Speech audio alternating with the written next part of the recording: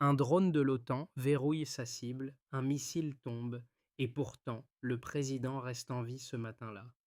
Annoncé comme une arme de précision à 88%, cette frappe rate Ibrahim Traoré, frappe un camion civil, tue 3 innocents et laisse sur l'asphalte des débris que tout le monde peut voir. Comment interpréter, pour vous, cette survie d'Ibrahim Traoré au milieu d'un ciel quadrillé par les puissances étrangères et leur technologie prétendument infaillible? Peut-être le premier accroc visible dans une architecture de contrôle que l'on croyait solide, silencieuse et impossible à contester. Cette histoire ne se limite pas à une attaque manquée.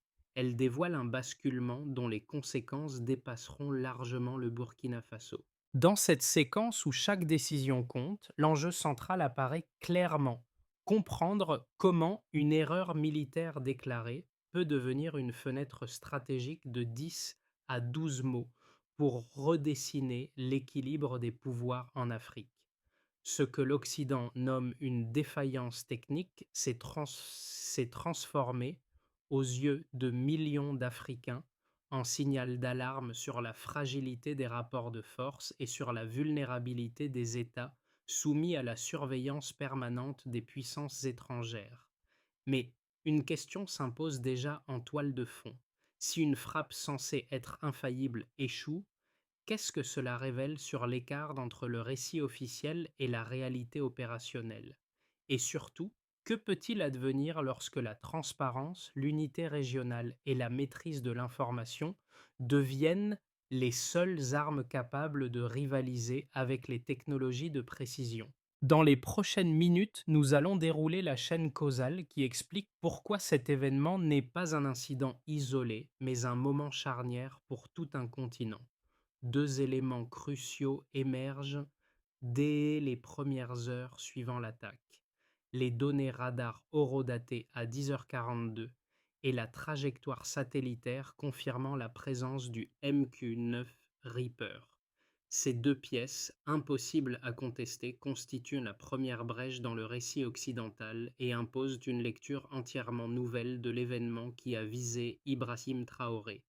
Car si un drone de haute précision, équipé d'un Hellfire R9X, peut dévier de sa cible principale de plusieurs dizaines de mètres, alors la question n'est plus de savoir comment l'attaque a échoué, mais pourquoi elle a eu lieu dans ces conditions.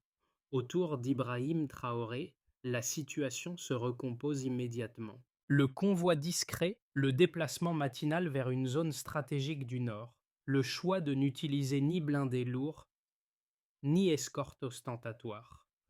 Toutes ces décisions, jusque-là perçues comme un style personnel, deviennent soudain des variables déterminantes dans la compréhension de l'échec du missile. Et lorsque le camion civil est touché, tuant 3 innocents, le choc se propage bien au-delà des frontières du Burkina Faso.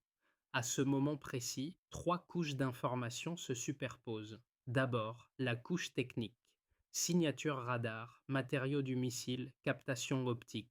Ensuite, la couche politique: l'ingérence potentielle, les réactions des puissances étrangères, la justification officielle présentée comme une simple erreur. Enfin, la couche symbolique: un continent qui observe, un leader africain qui survit et une opinion publique qui voit dans cet échec plus qu'un dysfonctionnement, un réveil stratégique. C'est ici que se ferme le premier. À ce moment du récit, la survie d'Ibrahim Traoré ne relève pas du hasard, mais d'un mélange de trajectoires modifiées, de systèmes d'alerte et d'une dynamique géopolitique prête à s'embraser.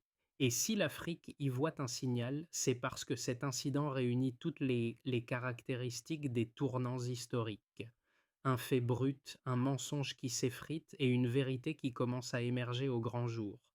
Dans les heures qui suivent de l'attaque échouée, une figure s'impose comme fil conducteur pour comprendre ce qui se joue réellement: un officier du renseignement local, témoin direct des premières analyses techniques. Il observe les fragments métalliques du missile, compare leur structure aux archives balistiques, puis transmet ses conclusions préliminaires à l'état-major. Son rôle, discret mais essentiel, éclaire la mécanique interne d'une riposte fondée sur la transparence plutôt que sur l'escalade militaire. À travers lui, on perçoit immédiatement que l'incident ne sera pas traité comme une simple anomalie tactique.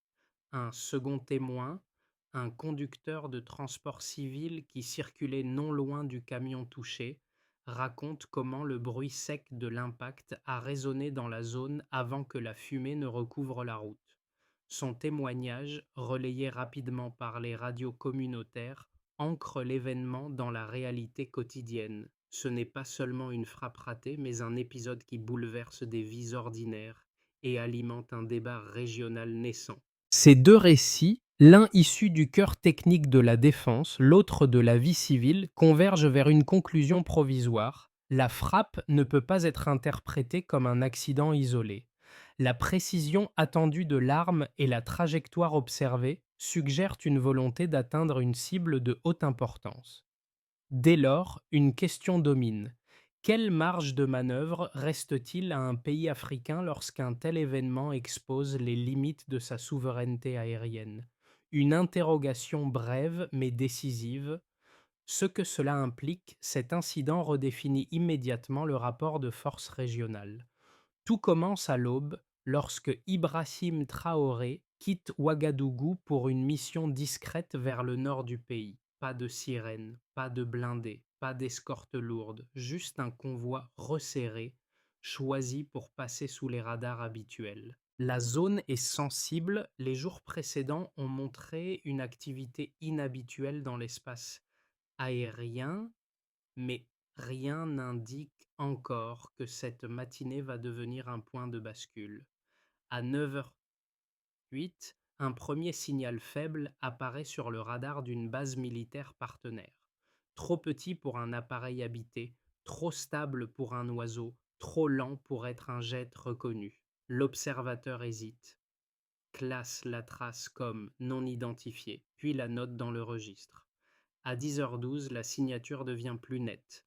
Trajectoire régulière, altitude supérieure à 12 000 pieds, vitesse compatible avec un drone de type MAL, Medium Altitude Long Endurance.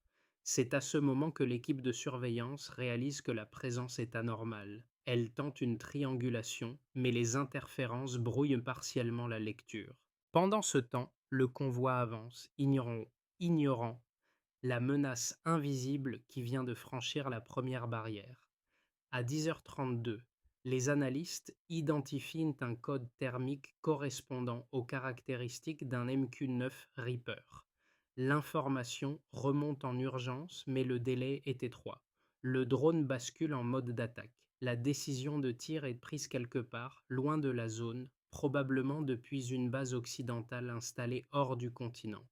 Le missile El-Farar R9X est lancé, ses ailettes de carbone se déploient, sa trajectoire se verrouille, l'arme ne vise pas à exploser mais à trancher la cible par impact cinétique. À 10h42, l'alerte parvient enfin au convoi. 10 secondes, c'est le temps exact entre l'annonce et le changement de trajectoire. 10 secondes qui séparent la mort d'Ibrahim Traoré de la survie. Le véhicule bascule sur une voie adjacente.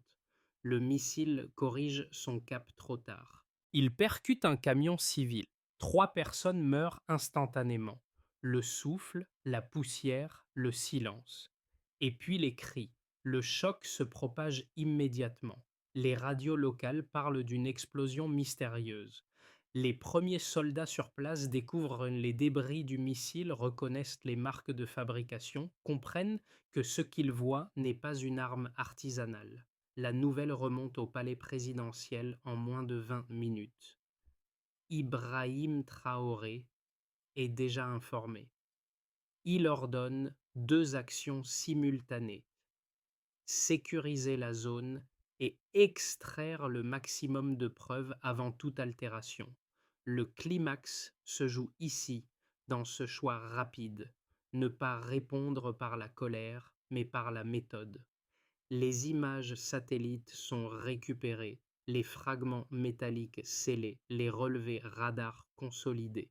Le gouvernement prépare un communiqué, mais Ibrahim Traoré exige un protocole inédit, tout rendre public, même si cela bouscule les équilibres diplomatiques. À midi, la nouvelle circule partout en Afrique de l'Ouest.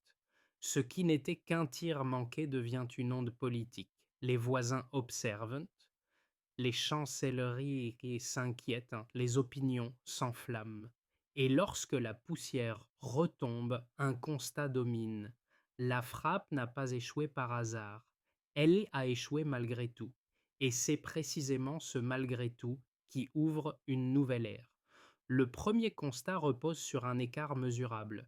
La trajectoire officielle, annoncée à 88% de précision, contraste avec un décalage de plus de 27 mètres lors de l'impact, un delta trop important pour une arme de ce calibre. Cette différence technique, relevée par les analystes, démontre que le missile n'a pas simplement raté, il s'est écarté d'un schéma statistiquement improbable. Et dans les centres de commandement régionaux, cette déviation devient immédiatement un argument majeur dans l'évaluation du risque d'ingérence. La seconde donnée essentielle concerne l'altitude de 12 000 pieds détectée par le radar au moment où le MQ-9 Reaper s'est approché de la zone. Ce chiffre, confirmé par les logs horodatés, exclut l'hypothèse d'un avion civil ou d'un drone amateur. Les opérateurs savent que cette altitude correspond à une plateforme militaire à longue endurance. Cette mesure précise justifie la mobilisation rapide des systèmes d'alerte et révèle que la présence de l'appareil n'était pas fortuite. Troisième élément, les 3 victimes civiles identifiées dans le rapport initial. Ce nombre, inscrit dans le registre des incidents, humanise brutalement la séquence et rappelle que chaque tir manqué n'est jamais un simple paramètre technique. Pour les autorités du Burkina Faso, ce bilan constitue une preuve supplémentaire de la gravité politique de l'acte. La mort de ces 3 innocents transforme un échec militaire en faute diplomatique majeure. Autour de ces 3 chiffres, 98%, 12 000 pieds, 3 victimes, se construit la compréhension détaillée de l'événement. Les experts locaux analysent la composition métallique des fragments pour vérifier la provenance exacte du missile Hellfire-R-NX. La structure en carbone, les micro-fissures et les résidus thermiques correspondent parfaitement au modèle documenté dans les bases de données alliées. Ce protocole d'analyse croisée, rarement appliqué aussi rapidement, devient un outil d'affirmation souveraine pour le pays. Pendant ce temps, les données satellites diffusées publiquement montrent la trajectoire descendante du drone, offrant au monde entier un spectre visuel difficile à contester.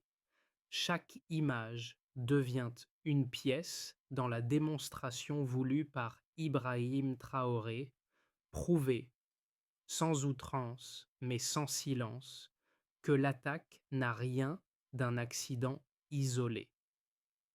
Son choix de transparence, relayé par les médias africains, renforce la crédibilité du récit burkinabé et met les puissances occidentales dans une posture défensive. Les rapports techniques, une fois compilés, soulignent un point central: la synchronisation entre l'alerte transmise au convoi et la déviation du missile. Cette simultanéité laisse supposer que l'échec n'est pas dû à une panne soudaine, mais à une réaction humaine rapide et efficace. Pour les analystes, cette observation transforme la survie d'Ibrahim Traoré en élément structurel de l'incident, non en exception miraculeuse. Les organismes régionaux, CDAO, UA, Centre de coordination sécuritaire, examinent alors les données, cherchant à comprendre si cet événement s'inscrit dans une série plus large d'opérations indirectes. L'ensemble des indicateurs convergent. Ce tir n'est pas un acte isolé, mais l'expression d'une tension géopolitique en montée continue. Les chiffres, lorsqu'ils sont mis bout à bout, tracent une ligne claire à travers le brouillard diplomatique. Et lorsque ces données deviennent publiques, un fait domine. Les preuves ne racontent pas un accident. Elles décrivent une tentative avortée aux implications continentales. deux thèses s'opposent désormais frontalement dans les analyses internationales. La première, portée principalement par plusieurs chancelleries occidentales, avance que l'attaque serait le résultat d'une erreur technique regrettable, un dysfonctionnement dans la chaîne opératoire du MQ-9 Reaper ou une défaillance ponctuelle du système de guidage du missile Hellfire Air Mix.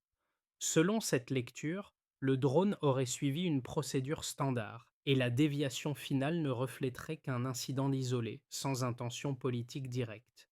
Les défenseurs de cette position rappellent que même les technologies les plus avancées conservent un taux marginal d'imprévisibilité et que des événements similaires ont déjà été documentés dans d'autres régions du monde. La seconde thèse, soutenue par les autorités du Burkina Faso et plusieurs experts africains, affirment plutôt qu'il s'agit d'un acte d'ingérence militaire ciblé, dont l'objectif était de neutraliser Ibrahim Traoré, afin de maintenir un rapport de force favorable aux intérêts extérieurs.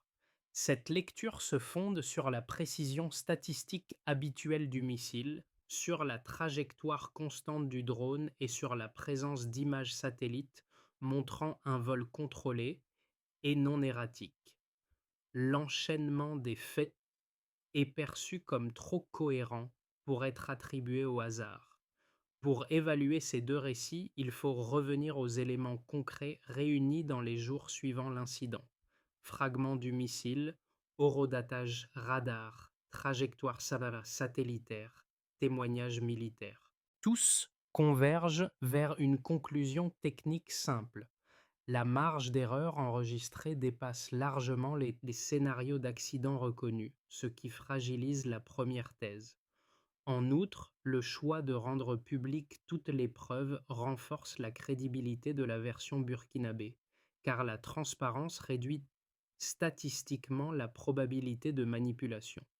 Ainsi, sans adopter une posture accusatoire, l'analyse combinée des données montre que la version de l'erreur isolée ne suffit plus à expliquer l'ensemble des paramètres observés. La réaction institutionnelle, mesurée mais ferme, traduit la conviction qu'un incident de cette nature dépasse la simple mécanique d'un tir défaillant. Et c'est ici que le débat change d'échelle. La question n'est plus seulement de savoir ce qui s'est passé, mais pourquoi cela s'est produit maintenant. Car au milieu du bruit diplomatique, un détail précis change silencieusement l'équation. Les fragments du Hellfire Air-Fix révèlent des modifications structurelles atypiques, absentes des versions répertoriées dans les manuels techniques publics. Cette découverte, issue d'un laboratoire régional indépendant, introduit une donnée nouvelle, et elle oblige les analystes à reconsidérer l'ensemble de la séquence. Si l'arme utilisée présente des spécificités non déclarées, alors la thèse d'une simple erreur technique perd une grande partie de sa cohérence. Ibrahim Traoré, en exigeant la publication intégrale des résultats préliminaires, transforme cette anomalie matérielle en catalyseur politique. À Ouagadougou, les discussions s'intensifient. Pourquoi employer une variante non référencée si l'objectif n'était pas particulièrement sensible? Les médias africains commencent à traiter cette question avec insistance, et les communautés régionales observent une montée de méfiance envers les explications occidentales. En parallèle, plusieurs États voisins demandent un partage d'informations plus large, persuadés que cet incident n'est pas isolé, mais symptomatique d'une stratégie plus vaste. Ce glissement collectif, encore discret mais palpable, marque le véritable midpoint, la prise de conscience que le débat ne concerne plus un pays mais un continent qui commence à déchiffrer les implications d'une attaque manquée. Dans cette perspective, au Burkina Faso, l'impact immédiat se mesure d'abord dans la manière dont l'État consolide ses mécanismes de souveraineté. L'attaque manquée pousse les institutions à renforcer les protocoles de surveillance aérienne, mais aussi à accélérer la création d'un réseau d'alerte interagences. La décision d'Ibrahim Traoré de rendre publiques toutes les données techniques change radicalement la relation entre le gouvernement et la population. La transparence devient un outil stratégique. Les citoyens, souvent exclus des débats sécuritaires, observent cette ouverture comme un signe de confiance. Dans les jours suivants, les discussions radiophoniques, les forums locaux et les assemblées communautaires se multiplient, révélant un besoin collectif de comprendre le sens de l'événement et ses implications pour l'avenir du pays. Dans cette perspective, sur la scène internationale, la publication des preuves met les chancelleries occidentales dans une situation délicate. Les déclarations initiales, qui évoquaient une erreur technique, deviennent difficiles à défendre. Plusieurs ambassades demandent des consultations bilatérales, cherchant à limiter l'escalade politique. En parallèle, les pays africains observent une opportunité, utiliser cet incident pour réaffirmer l'importance de la souveraineté et du contrôle de l'espace aérien. Le geste d'Ibrahim Traoré sert alors de référence, illustrant comment un État peut opposer la transparence à des pressions extérieures. Cette dynamique diplomatique, encore instable, force les institutions multilatérales à reconsidérer leur lecture des rapports de force en Afrique subsaharienne. Dans cette perspective, dans les grandes villes africaines, de Lagos à Abidjan, un débat populaire s'installe. Des groupes de jeunes, des associations panafricaines et des intellectuels voient dans l'incident la confirmation d'une réalité longtemps dénoncée, la persistance d'une surveillance extérieure sur les pays africains. Le nom d'Ibrahim Traoré circule largement, non seulement comme leader politique, mais comme symbole d'une volonté de rupture. Les émissions de radio, les podcasts et les journaux communautaires relaient les analyses techniques autour du missile, rendant accessible un sujet autrefois réservé aux experts militaires. Ce mouvement social, encore naissant, alimente un sentiment d'unité nouvelle basé sur la revendication d'un droit fondamental, celui de décider sans tutelle. Dans cette perspective, au niveau régional, l'incident accélère des dynamiques déjà perceptibles. Les alliances sécuritaires entre États sahéliens se resserrent, des réunions extraordinaires sont organisées pour examiner les risques d'ingérence et harmoniser les protocoles de défense. Les centres de coordination envisagent la création d'une base commune de données aériennes permettant de suivre les appareils étrangers en temps réel. Plusieurs experts estiment que cette coopération marque un tournant. Pour la première fois, une attaque échouée devient un levier d'intégration sécuritaire. Les pays voisins comprennent qu'un acte visant Ibrahim Traoré dépasse largement sa personne. Il révèle la nécessité d'un front régional cohérent face aux intrusions extérieures. Ainsi, à travers ces quatre niveaux, national, diplomatique, sociétal et régional, l'attaque manquée agit comme un révélateur. Elle expose des tensions anciennes, stimule des initiatives nouvelles et montre que, parfois, un échec militaire peut déclencher une recomposition politique profonde. Dans une éventualité, dans cette trajectoire intermédiaire, les tensions restent palpables mais n'évoluent pas vers une confrontation ouverte. Les puissances occidentales, fragilisées par la publication des preuves, choisissent d'adopter une posture prudente afin d'éviter une escalade diplomatique.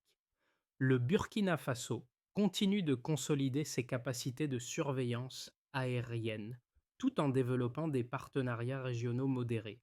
Les discussions internes se focalisent sur la transparence institutionnelle, devenue un pilier stratégique depuis l'attentat manqué visant Ibrahim Traoré. Les pays africains observent, tirent des leçons et adaptent progressivement leur doctrine de sécurité, sans pour autant basculer vers une reconfiguration géopolitique majeure. L'équilibre demeure précaire, mais il reste stable. Dans la dynamique favorable, la séquence déclenchée par la frappe échouée accélère une coopération sécuritaire et diplomatique beaucoup plus profonde. Plusieurs États africains imitent la stratégie de transparence adoptée par le Burkina Faso, ce qui améliore la circulation de l'information et renforce les mécanismes de défense collective. Les forums régionaux mettent en avant la question de la souveraineté aérienne comme priorité absolue. Le récit autour de l'incident propulse Ibrahim Traoré comme figure de référence dans les débats panafricains, non pas par culte de personnalité, mais parce que sa démarche méthodique illustre un modèle reproductible.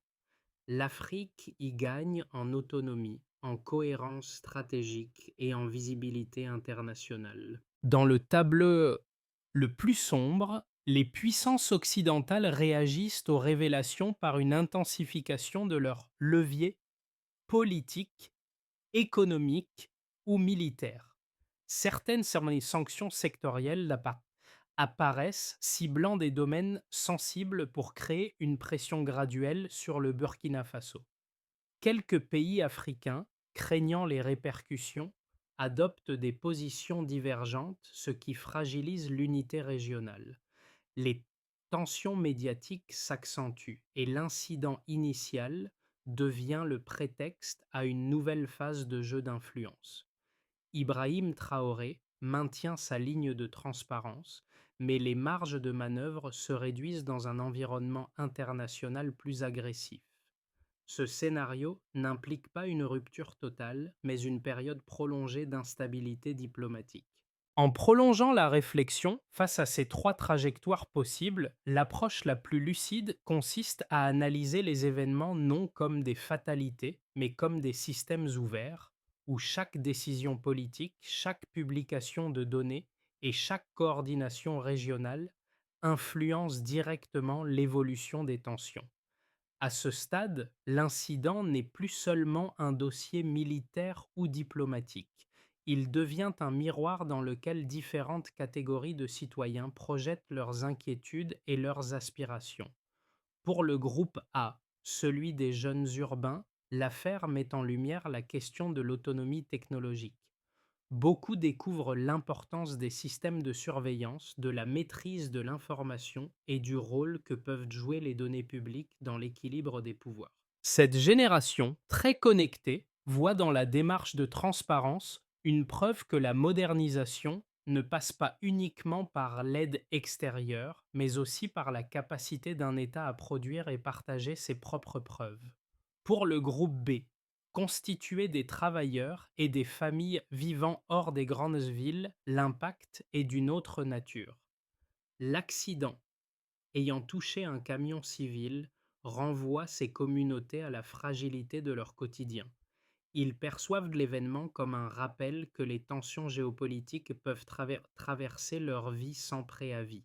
Pourtant, l'ouverture des données par les autorités offre un sentiment de respect et de considération rarement ressenti dans les affaires de sécurité nationale. Enfin, pour le groupe C, celui des acteurs éducatifs, des journalistes locaux et des associations civiques, l'épisode représente une opportunité d'encourager un débat public structuré.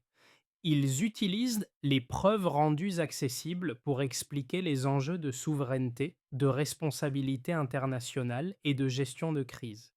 Ce travail pédagogique contribue à installer une culture de vigilance collective et limite la propagation de rumeurs, souvent fréquentes lors d'événements sensibles. Ainsi, même sans dramatisation, l'affaire révèle un point essentiel. La compréhension citoyenne devient un élément décisif pour traverser les crises, stabiliser la société et renforcer la cohésion autour des choix politiques à venir. Le gouvernement doit maintenant transformer l'émotion collective en stratégie durable. Dans cette perspective, 5 axes structurants émergent, chacun conçu pour renforcer la souveraineté sans alimenter l'escalade. Premier axe, la consolidation de la défense aérienne intégrée. Il s'agit d'harmoniser les radars existants, d'améliorer la circulation des données et de créer une capacité d'alerte rapide accessible à toutes les agences concernées. Ce cadre technique permettrait de détecter plus tôt des trajectoires suspectes et de réduire les marges d'incertitude. Deuxième axe, la transparence comme doctrine permanente. En suivant la ligne fixée par Ibrahim Traoré, toutes les données relatives aux incidents majeurs doivent être publiées selon un protocole clair. Cette procédure protège le pays contre les récits concurrents et renforce la confiance interne. La vérification indépendante, même limitée, devient un outil d'équilibre face aux pressions extérieures.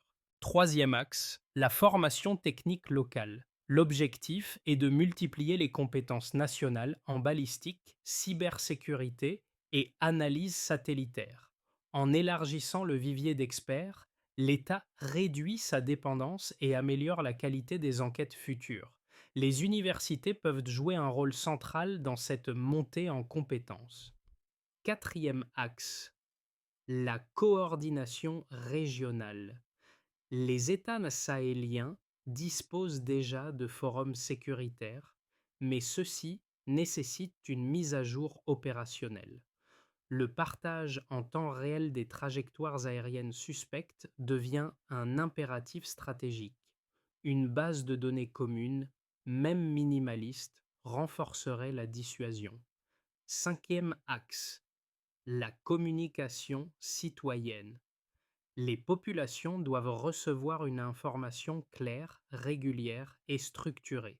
Ce canal réduit les rumeurs, stabilise la société et crée un lien entre institutions et citoyens lors de ces situations critiques. Pris ensemble, ces 5 axes tracent une méthodologie cohérente. Répondre de manière mesurée, solide et prévisible, tout en affirmant la souveraineté du pays dans un environnement international incertain. Dans les jours qui ont suivi l'attaque manquée, un détail revient constamment dans les témoignages: la constance silencieuse de l'officier du renseignement qui, dès les premières heures, avait examiné les fragments du missile. Son geste méthodique, presque invisible, sert désormais de fil rouge pour comprendre ce que représente vraiment cet événement. Car au-delà des données, des radars et des trajectoires, il incarne l'idée qu'une nation peut choisir de répondre par la lucidité plutôt que par la peur. Ibrahim Traoré, en s'appuyant sur ce type d'engagement discret, a transformé une tentative d'élimination en point d'appui stratégique. Ce n'est pas une glorification, mais la reconnaissance d'un fait. Lorsque des individus ordinaires agissent avec précision et intégrité, ils redonnent force à un pays entier. Et dans cette séquence où tout aurait pu basculer, une vérité demeure. La souveraineté ne se proclame pas, elle se construit, fragment après fragment, preuve après preuve, regard après regard. La phrase qui s'impose alors est simple, courte, presque coupante. Une nation se défend aussi par la clarté. L'incident qui a failli coûter la vie au président burkinabé ne se limite plus à un débat technique ou diplomatique. Il ouvre une réflexion collective sur la manière dont les nations africaines peuvent reprendre la maîtrise de leur propre récit. Les données publiées, les analyses partagées et la transparence revendiquée constituent désormais des éléments essentiels pour comprendre les enjeux qui traversent le continent. Chacun, qu'il soit observateur extérieur, citoyen de la région ou membre de la diaspora, peut contribuer à cette conversation en apportant des perspectives, des questions ou des lectures complémentaires. Les moments de tension révèlent souvent ce que les discours plus calmes dissimulent: la nécessité de construire des espaces de dialogue où la souveraineté et la responsabilité trouvent une place équilibrée.